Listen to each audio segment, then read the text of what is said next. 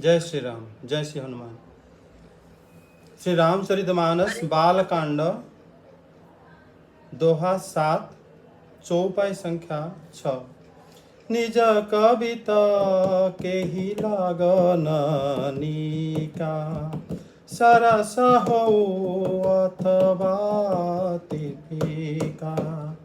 जे पर भनित सुनत हरसाहि, ते बर पुरुष बहुत जग माही। श्री तुलसीदास जी इस चौपाई में कह रहे हैं कि अपनी बताई हुई कविता किसको अच्छी नहीं लगती, चाहे वो रसीली हो चाहे अत्यंत फीकी। जो दूसरों की कविता सुनकर प्रसन्न होते हैं, ऐसे श्रेष्ठ लोग संसार में बहुत ही कम होते हैं। यहाँ पर जो तुलसीदास जी कह रहे हैं कि अगर खुद अपनी वाणी पर तो सब अपने आप को अच्छा ही कहते हैं, मात्र दूसरों की वाणी पर जो प्रसन्न होते हैं उनको श्रेष्ठ कहते हैं और उन्हीं को आगे सज्जन भी कहा जाता है। ऐसे लोग कम होते हैं जो कि दूसरों के बारे में सोचते हैं या दूसरों की कविता या दूसरों की भगवान की वाणी जो कह रहे हैं उनको मतलब अच्छे मतलब दिल से वो उनको तारीफ करते हैं, प्रशंसा करते हैं। इस बात को तुलसीदास इस चौपाई में बताए हैं कि ऐसे लोग जो है इनको कहा जाता है सज्जन।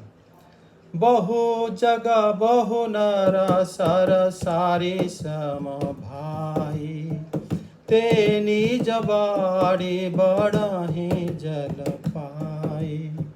जग बहु नर सर सारी सम भाई, जे निज बाढ़ी बड़हि जल पाई। सज्जन सुकृत सिंधु सम कोई, देखी पुर विधु बाड़े जोई। ये चौपाई में तुलसीदास जी कह रहे हैं कि भाई संसार में तालाबों और नदियों के समान मनुष्य हैं जो जल पाकर अपने ही बाढ़ से बढ़ते हैं। अर्थात ऐसे नदी हैं, ऐसे तालाब हैं जैसे ही मतलब बारिश की पानी आ जाता है तब वो बढ़ते हैं। लेकिन समुद्र में जैसे कोई एक मतलब सज्जन होता है समुद्र जैसा, जो चंद्रमा को पूर्ण देखकर दूसरी उन्नति को देखकर ही खुश होता है या बढ़ता है। यहाँ पर श्री तुलसीदास जी जो कह रहे हैं कि संसार में तालाब और नदी के समान मनुष्य बहुत हैं जो अपने जल मतलब जो बरसात की जल पाकर बढ़ते हैं। मात्र समुद्र से ऐसा जो कोई सज्जन होता है, क्योंकि यहाँ पर समुद्र और चंद्रमा ये दोनों की बात श्री तुलसीदास जी जो कह रहे हैं, क्योंकि चंद्रमा समुद्र से ही प्रकट हुआ है या जन्म हुआ है, वो उनकी माता पिता जैसा ही है और उनसे ही मतलब जैसे उनसे प्रकट होकर भी जैसे देखते हैं कि पूर्ण चांदनी है तो समंदर उछल पड़ता है या ज्वार आ जाता है पूर्णिमा के दिन, तो इस प्रकार जो है यहाँ श्री तुलसीदास जी मतलब समंदर और जो चंद्रमा का जो तुलना करे हैं अपने और पूरा जन समुदाय के साथ, क्योंकि श्री तुलसीदास जन समुदाय को ही अपने पिता माता ही मानते हैं, क्योंकि वो कहते हैं कि पूरे जग जो है सिया राममय है। जैसे मैं आपसे ही जात हुआ हूँ, आप में से एक जन हूँ। जैसे समुद्र से चंद्रमा जात होता है और वही चंद्रमा की पूर्णता देखकर समुद्र बहुत ही प्रसन्न हो जाता है, उसी प्रकार सज्जन जो है अपने जनों से जब देखते हैं कि कोई श्री रघुनाथ की गाथा गायन कर रहा है तो उसमें वो प्रसन्न हो जाते हैं। तो यहाँ पर जो श्री तुलसीदास जी मतलब समुद्र को सदा जो पूर्ण रहता है और कभी भी बरसात की पानी में वो ना तो बढ़ता है ना मतलब गर्मी आने पर सूख जाता है जैसे तालाब और नदी आदि होते हैं। मात्र यहाँ पर समुद्र जो है हमेशा स्थिर रहकर भी समझता पूर्ण रहकर भी कभी नहीं उछलता, मात्र जब पूर्ण चंद्र को देखता है तब उछलता है। तो यही है मतलब जो लोगों को श्री तुलसीदास जी सज्जन कह के तुलना करे हैं और ये बताए हैं, जैसे श्रीमद् भागवतम को श्री श्रीधर स्वामी पाद ही अपने ही ज्ञान से उसके ऊपर तिलक लगाए हैं, टीका लगाए हैं, उसी प्रकार श्री मतलब बाकी जो संत जन होते हैं, जो भी श्री रघुनाथ की महिमा, श्री कृष्ण की महिमा गान करने की प्रयास करता है तो उसको सज्जन जाके टीका लगाते हैं। और इसी प्रकार ही हमारी बुद्धि आदि होनी चाहिए। एक और ये बात जो है श्री तुलसीदास जी कहते हैं। फिर आगे दोहा 8, भाग छोट भिलासु बड़ा करहु एक विश्वास, पेहि हहीं सुख मुनि सुजन सब खल करी हहीं उपहार। वो कह रहे हैं कि मेरा भाग तो छोटा है, भाग छोटो अभिलाषु बड़ा, मेरा लेकिन अभिलाष बहुत बड़ा है। मुझे एक विश्वास है कि इसे सुनकर सब सज्जन सुख पाएंगे और खलगन जो खल है वो हंसी उड़ाएंगे। श्री तुलसीदास जी श्री रामचरितमानस को जो वर्णन करे हैं वो अपनी आत्मा को प्रसन्नता पाने के लिए ही वर्णन करे हैं। ये बात उन्होंने श्लोक 7 में बताया है। फिर जब उन्होंने वर्णन करे हैं, उनको ये पता था कि ये साहित्य को कोई ना कोई आगे भविष्य में मतलब आप हम जैसे कोई लोग इनको पाठ करेंगे, तब उन्होंने कहा है कि इसमें मेरा भाग तो छोटा है, मात्र मेरा जो अभिलाष है वो बहुत बड़ा है, लेकिन मुझे विश्वास है कि सज्जन लोग इसी से सुख जरूर पाएंगे और खल जन जो है इसमें हंसी उड़ाएंगे। अर्थात उनका जो विश्वास है कि सज्जन रामचरित के रसिक होने के कारण प्रसन्न होएंगे और जो खल जो है हंसी उड़ाएंगे और इस पर उनको भी सुख होगा। श्री तुलसीदास जी खल जन अगर हंसी उड़ाते हैं उससे वो उनको मतलब नाराजगी नहीं है कि वो लोग मेरे ऊपर क्यों हंस रहे हैं, मेरे रचना के ऊपर, बल्कि उन्होंने मतलब जो उनकी बताते हैं कि मेरे भाग्य तो छोटा है और श्री राम यश जो है इतना विशाल है कि उसमें मेरा हिस्सा जो है काफी छोटा है। इस प्रकार अपने आप को उन्होंने नगण्य माने हैं, जो कि एक बहुत बड़े भक्तों के लक्षण है। क्योंकि आपको पता है जो बहुत प्रयास के बाद ये बता देता है कि श्री भगवान को हम वर्णन मतलब उनको संपूर्ण रूप से वर्णन नहीं किया जा सकता या नहीं जाना जा सकता, वही ही वास्तव में श्री भगवान को जानते हैं। इसीलिए यहाँ पर श्री तुलसीदास जी कहते हैं कि श्री राम यश की जो इतने विशाल है, मेरा हिस्सा बहुत ही छोटा है क्योंकि मेरा भाग्य ही छोटा है। और मतलब अपने ये इसमें ये अर्थ भी आ सकता है कि वो अपनी पूर्व जन्म के बारे में बता रहे हैं कि मेरा संचित जो पुण्य इतना पर्याप्त नहीं कि श्री रघुनाथ जी को बारे में मैं संपूर्ण वर्णन कर सकूं। यही मतलब महान भक्तों के लक्षण होता है।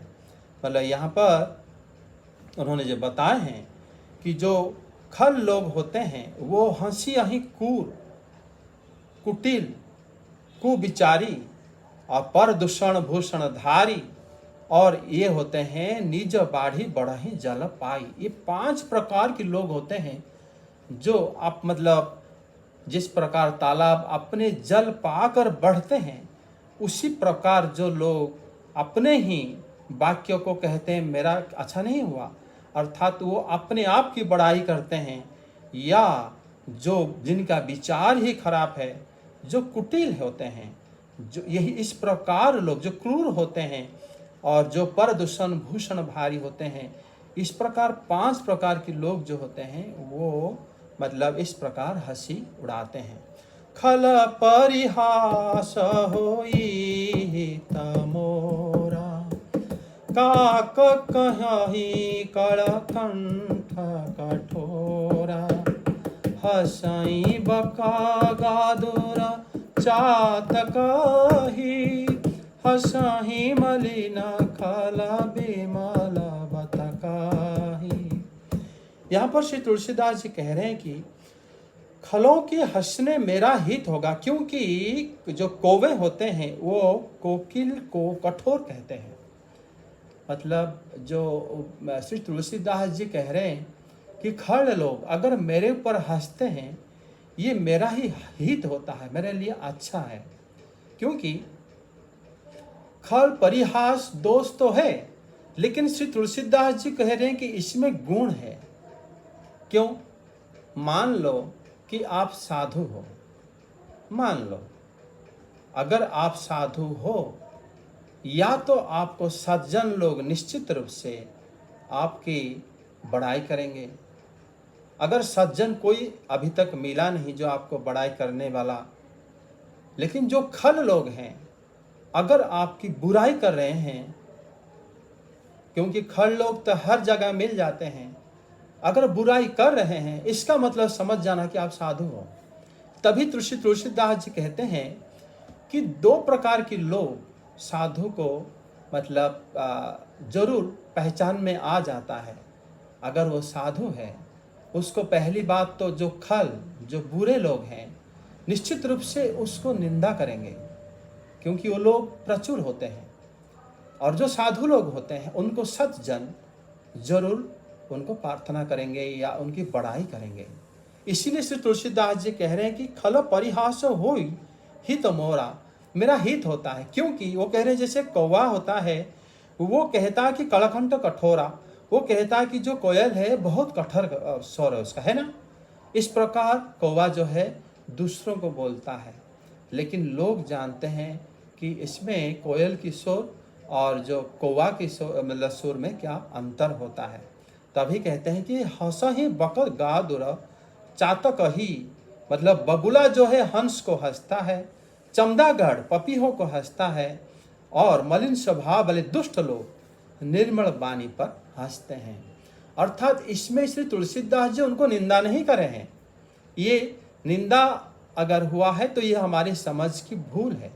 इसमें उन्होंने उनका गुण बताए हैं कि अगर वो निंदा करते हैं उससे ये पता जरूर चल जाता है कि आप सही रास्ते पर हो। हाँ, अगर आप मतलब साधु हो, अगर बुरे लोग आपकी निंदा करते हैं मतलब आप साधु हो।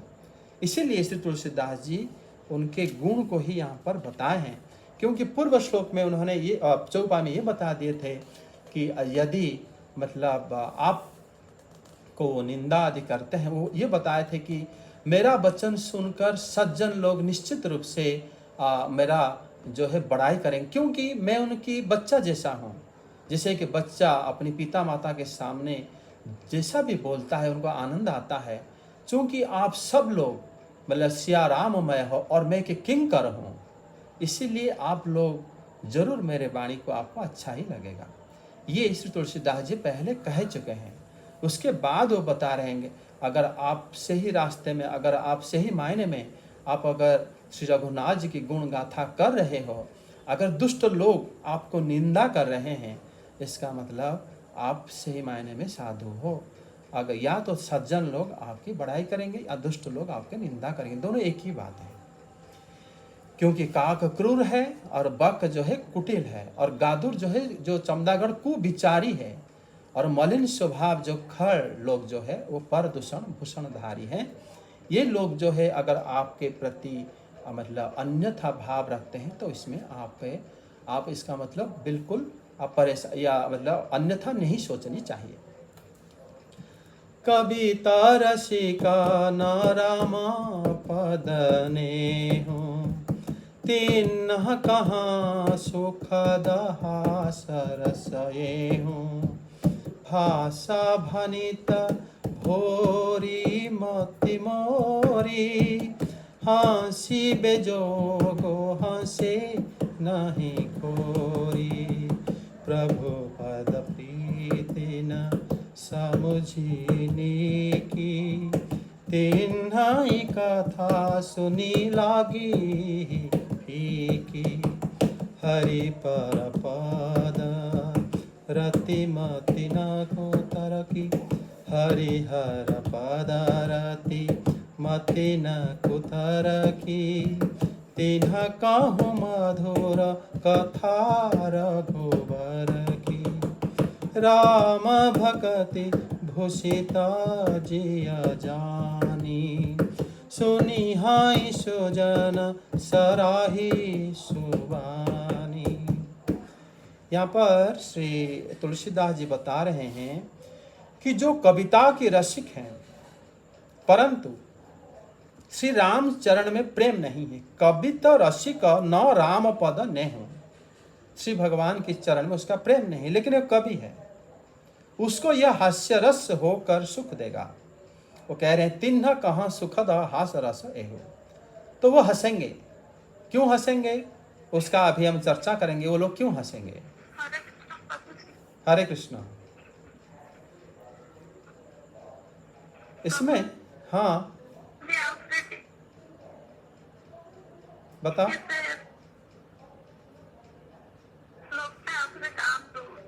अच्छा कौन सा चौपाई।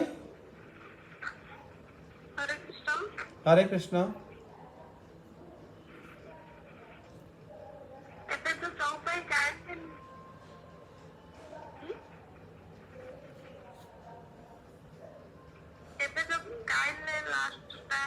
अच्छा हाँ हाँ आउथरे गायबी। अच्छा हाँ एबे मैंने आउथरे गायबी टिके रही जानतो ओडिया रे गाय देबी एबे। हाँ एथिरे देखो मैं इसमें ये बताया गया है कि श्री तुलसीदास, हाँ अभी मैं दोबारा गाऊंगा ओडिया में जो पढ़ूंगा। इसमें से तुलसीदास जी ये कह रहे हैं कि जो कवित्व रसिक न राम पद ने हो, जिनका श्री राम चरण में रति नहीं है, प्रेम नहीं है, वो लोग इस पर हंसेंगे। क्योंकि ये ग्रंथ में मतलब सबको कुछ ना कुछ मिलेगा। श्री तुलसीदास जी का कहना है कि यहाँ पर इस ग्रंथ में सबको कुछ ना कुछ मिल ही जाएगा। अगर आप कवि हो, आप सब प्रकार की कविता के रसिक हो, लेकिन ये आप इसमें हंसोगे। लेकिन आपका श्री राम चरण में अगर प्रेम नहीं तो आप हंसोगे। एक तो भाषा का काव्य उस पर मेरी बुद्धि भोली, हंसने योग्य ही है, हंसने में कोई दोष नहीं है। श्री तुलसीदास जी कह रहे हैं भाषा भानित भोरी मति मोरी, और हंसी में जोग हंसे ना ही खोरी। से कहते इसमें ये बता रहे हैं कि भाषा जो है, मैं श्री रघुनाथ की गाथा सब बड़े बड़े पद्म पुराण में, हाँ ब्रह्म पुराण मतलब अग्नि पुराण हो गए, भागवत महापुराण, और ये हमारा शिव महापुराण, और आप देखोगे श्री वाल्मीकि रामायण आदि सब संस्कृत बड़े बड़े शब्द और बड़े बड़े अर्थयुक्त में सब लिखते हैं कभी लोग, लेकिन मैं इसको मैथिली भाषा गांव की भाषा में लिख रहा हूँ। तो पहले भाषा की दोष वो देंगे, क्योंकि वो लोग सब समझते हैं कि भगवान के बारे में लिखना है तो संस्कृत में लिखो। ये भाषा लेकर भाषा जनित भाव भी उनके अंदर उदय हो सकता है, क्योंकि वो संस्कृत कवि और अभिमानी पंडित लोग इसी भाषा को पसंद नहीं करेंगे, ये ठीक है। और उन लोगों को ये हास्य जो है मतलब हंसी आएगी, इसमें मेरा मतलब उन लोगों का कोई दोष नहीं है। मतलब यहाँ पर तुलसीदास जी एक एक करके अपनी भाव को रखते हैं, फिर बताते हैं कि प्रभु पद प्रीत न सामुझी नीकी। वो कह रहे हैं कि जिनके प्रभु के चरण में प्रीति नहीं है और ना ही जिनके समझ अच्छे हैं, उनको ये कथा सुनने में फीकी लगेगी। मतलब उनको इसलिए फीकी लगेगी कि इनमें तो एक तो प्रभु पाद में श्री भगवान की चरण में उनकी प्रीति नहीं है, और उनको अगर प्रीति नहीं है तो भक्ति क्या है वो समझ नहीं पाएंगे।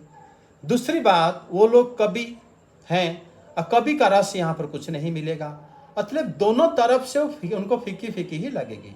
या तो आप भगवान के भक्त होते तो भक्ति को समझ जाते तो आपको अच्छा लगता, या तो आप कवि नहीं होते तब आप कुछ आनंद आप आ जाता। आप अगर कवि हो और प्रभु पाद में आपका नहीं है, मति नहीं है, रति नहीं है, तो फिर आपको प्रीति ही लगेगी। इसमें ये बता रहे हैं कि हरिहर पद रति मति न कुतरकी। तो इसमें जो चौपाई आगे बता रहे हैं कि हरिहर पद रति न मति न कुतरकी, तिन्ह कहूँ मधुर कथा रघुबर की। अब जो व्यक्ति हरि हर, हाँ हेलो। हेलो, हेलो, जय श्री राम। जय श्री राम। अभी आपने थोड़ी देर पहले मेंशन करा कि इस रामचरितमानस को मैथिली भाषा में रचित किया गया है तुलसीदास जी के द्वारा। पर जहाँ नहीं तक नहीं, हमें पता है ये भाषा, ये अयोध्या भाषा है शायद। ये अवधी भाषा में अच्छा, रचना अवधि की गई भाषा है। है। ठीक है, जी, और कुछ? नहीं इसमें। इसमें ये अवधि भाषा में श्री तुलसीदास जी रचना करे हैं। और ये जो है संस्कृत जो पंडित लोग हैं उनको लगेगा कि ये भाषा क्या है, क्योंकि भगवान के बारे में तो बड़े बड़े भाषा में, मतलब संस्कृत के कठिन कठिन शब्द के द्वारा मतलब लिखा जाता है। इसलिए वो लोग, फिर ये जो चौपाई श्री तुलसीदास जी बोले हैं कि प्रभु पद प्रीति न समुझने की, जिनका प्रभुपाद में प्रीति नहीं है और जो भक्ति के बारे में कुछ नहीं जानते, और वो मतलब कविता के रस उनको यहाँ नहीं मिलेगा, अतः उनको फीकी लगेगा। फिर आगे कह रहे हैं कि हरि हर पद रति मति न कुतरकी। जो हरि और हर, हरि श्री भगवान, हर हो गए श्री शंकर जी, जो इन दोनों के प्रति जिनका रति या मति नहीं है, मति न कुतरकी, अर्थात हरि और हर में जिनकी बुद्धि कुतर्क को प्राप्त नहीं हुआ है, जो जानता है कि वो दोनों अभेद हैं, भेद बुद्धि नहीं रखते, उनको ये कथा मधुर लगेगा। मतलब श्री तुलसीदास जी कह रहे हैं किनको ये कथा मधुर लगेगा और किनको मधुर नहीं लगेगा। राम भगति दूषित जिय जिय जानी, सुनहि सुजना सराही सुबानी। वो बताते हैं कि यहाँ पर जो हरिहर पद रति को अगर हम थोड़ा और इसके बारे में चर्चा करेंगे कि जो पंचदेव की उपासक है, पंचदेव हो गए श्री गणेश जी, पार्वती माता जी मतलब दुर्गा देवी जी, और श्री शंकर जी, श्री सूर्यदेव और श्री विष्णु जी। ये पंचदेवता हमारा जो कर्मकांड में पूजा किया जाता है। अब देखोगे श्री रामचरित मानस के शुरू में श्री गणेश जी की वंदना, आगे श्री राम की वंश की वर्णना, जो कि सूर्य वंश की वर्णना, मतलब सूर्यदेव की आराधना है हो गया। यहाँ पर श्री भवानी माता दुर्गा देवी, श्री भवानी है मतलब है यहाँ पर श्रोता, वो सुनते हैं। और श्री शिव जी हो गए वक्ता, और श्री कृष्ण मतलब श्री राम की यश इसमें वर्णन है। अर्थात जो पंचदेव की उपासक हैं वही लोग जो हरि हर पद रति और मति न कुतर्की, जिनका मति कुतर्क में नहीं रहता, वो लोग जो है यहाँ पर कभी भी नहीं मतलब उनको ये ग्रंथ, ये जो श्री रामचरितमानस निश्चित रूप से अच्छा लगेगा। तो यहाँ पर कई पंडित ये व्याख्या करते हैं कि हरि और हर दोनों एक हैं। मतलब वो ये बताते हैं कि जैसे श्री हरि जो श्री भगवान के हाथ में कौमुद की गदा रहता है, वो गदा जो है पृथ्वी तत्व को अगर परिभाषित करता है या रिप्रेजेंट, या कह सकते हो कि पृथ्वी तत्व को अगर बताता है, तो भगवान शिव जो विभूति पहनते हैं वो भी पृथ्वी तत्व को ही बताता है। भगवान श्री हरि पद्म हाथ में लेते हैं, जिसका भागवत में अलग अर्थ है। ये भी अर्थ जो पंडित लोग देते हैं हरि हर की बारे में आप देख सकते हो कि जो भगवान श्री हरि जो पद्म लेते हैं हाथ में, और भगवान शंकर के मस्तक में गंगा जी हैं, दोनों जल तत्व हैं, दोनों ही जल उपज हैं, दोनों जल को ही रिप्रेजेंटिव करते हैं। तो इसमें दोनों की समानता दिखाई गई है। और आप देखोगे मतलब सुदर्शन और त्रिशूल भगवान शंकर जी की जो तृतीय नेत्र, ये दोनों ही अग्नि तत्व है। इसमें मतलब और इसमें अग्नि तत्व, पृथ्वी तत्व, जल तत्व हो गया। इसमें आप देखोगे भगवान श्री हरि के हाथ में जो 5 जन्य शंख है, ये शंख, और श्री शंकर जी के गले में जो अनंत भगवान के नाग रूप में वास करते हैं, दोनों को ही वायु तत्व को कहा जाता है। उसी प्रकार भगवान श्री विष्णु के हाथ में जो तलवार है, जो नंदक है, और भगवान श्री शंकर जी के हाथ में जो डमरू है वो दोनों को ही आकाश तत्व ही कहा जाता है, क्योंकि डमरू जो ध्वनि है आकाश तत्व होता है, तलवार जो है उसको आकाश तत्व कहा जाता है, क्योंकि वो मतलब भागवतम की दूसरे चतुर्थ स्कंद के हिसाब से शंख चक्र गदा पद्म आदि के अर्थ थोड़ा सा भिन्न है, लेकिन अर्थ वही आ जाता है जो कि आकाश तत्व की द्योतक है।